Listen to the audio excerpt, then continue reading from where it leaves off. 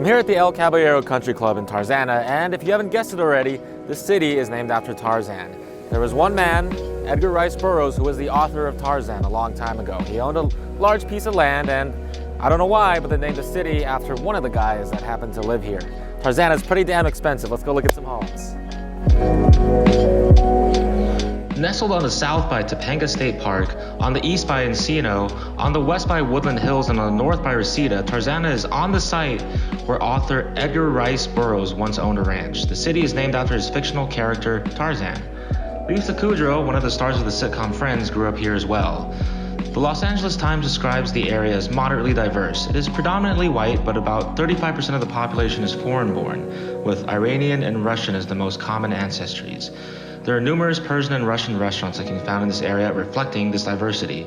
It also has the distinction of being among the county's highest percentage of divorced men and women. Tarzana has a higher percentage of residents 50 and older. That means people move here and don't want to leave.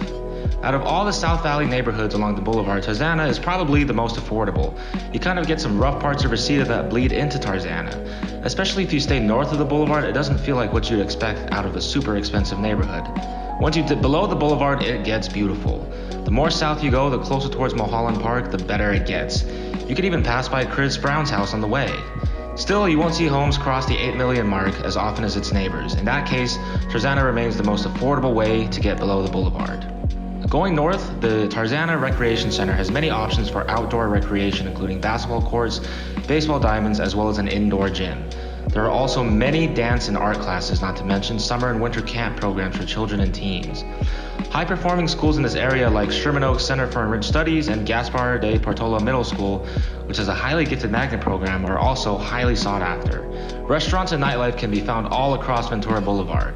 There are popular spots like Sol y Luna, Unwind, or the Carving Board. Nearby, the Firehouse Taverna and Fishbone Seafood are also popular spots. It's a place people flock to whether they live here or not. Why not check it out if you haven't already? I recommend Tarzana for its affordability, whatever that may mean. So what do you think? Would you want to live here? I know I sure would. Call me, Julian Park.